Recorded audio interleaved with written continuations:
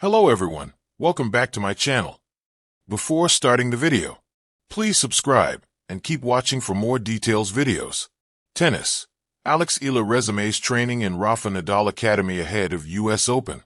Manila, Filipina tennis star Eala is back to work. The youthful ace has resumed training on the hard courts of the Rafa Nadal Academy in Mallorca, Spain. She shared in a social media post.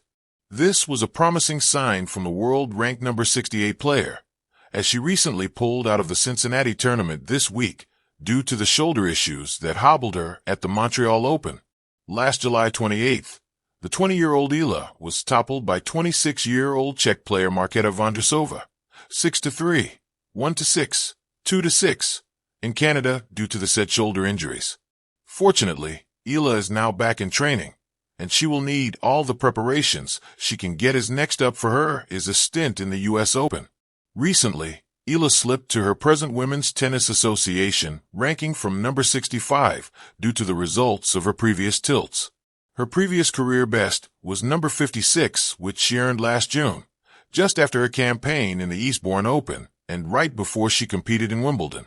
The quiet roar. Eala's journey back to the Rafa Nadal Academy.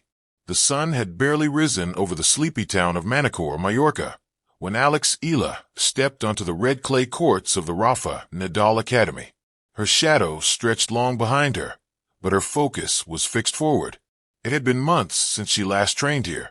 In that time, she had traveled continents, battled fierce opponents, and tested the limits of her endurance. The US Open loomed ahead, a battlefield of dreams, sweat, and silence interrupted only by the echoing thud of a ball. Now, back at the very place where her professional journey truly began, Eala felt both familiar warmth and the weight of expectation pressing against her chest. The return. She walked past the glass windows of the Academy's central building, where photographs of champions lined the walls. Rafael Nadal, her mentor and the Academy's namesake, stood at the center, forever lunging for a forehand, immortalized in grit and sweat.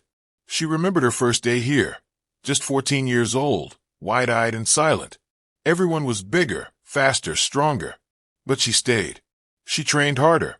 She listened. She learned. Now at 20, Eala was no longer the wide-eyed girl.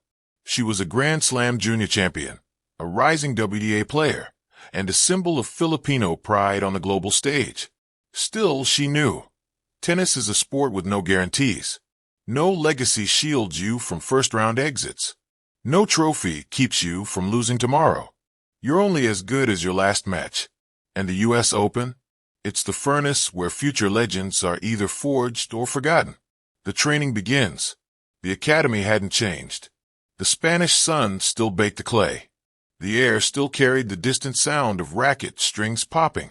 And Tony Nadal, Rafa's uncle and longtime coach, still prowled the sidelines like a hawk. On her first morning back, Tony watched her warm up with narrowed eyes. He didn't speak until her final serve thudded into the back fence. "You've improved," he said, walking toward her, his arms folded. "But improvement is not enough. You want to win in New York." She nodded. "Of course she did. Then we train as if you are losing tomorrow." That's how it started. No welcome party. No soft landing.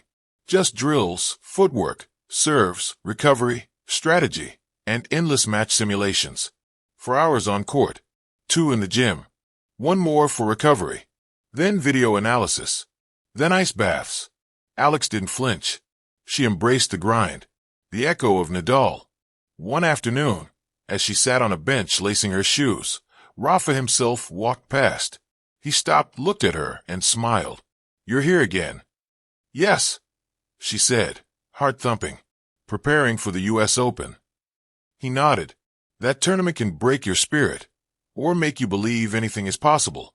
They spoke briefly, mostly about the surface, the weather, the crowd noise. But then Rafa added something that would echo in her mind all week. Pressure is not a bad thing.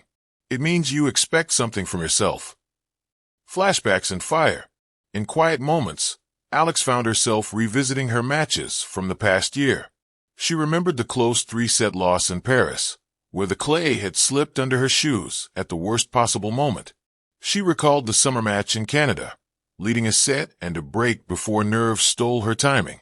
And the win in Dubai that no one expected, where she played with nothing to lose and everything to prove.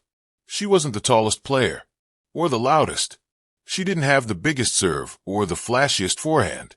But what she always had, was heart. Relentless, unshakable, defiant heart. And now, as the U.S. Open neared, she felt it burning inside her again. A new weapon. Midway through the second week of training, Coach Mark, her hitting partner and strategy mentor, pulled her aside. "We need to add something," he said.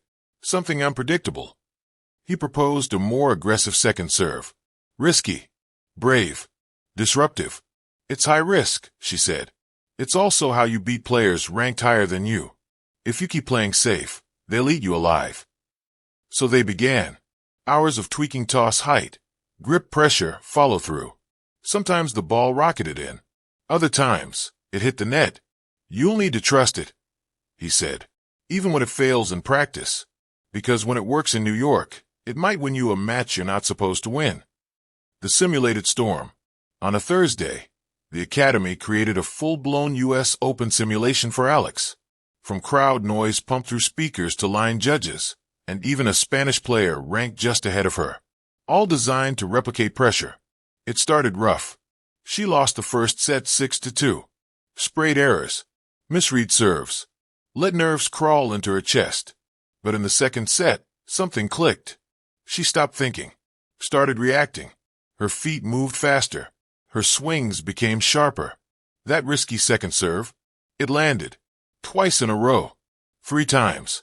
By the third set, she was in flow. Not perfect, but present. And when match point came, she didn't wait. She stepped into the court, crushed a forehand winner, and walked to the net without celebration. She'd passed the test. Not flawlessly, but fiercely. Packing the fire.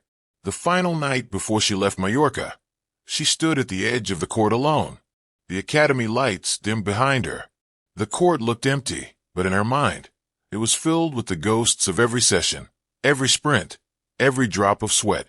She thought of the Philippines, of the kids who watched her, who saw in her not just an athlete, but a mirror of their own possibilities.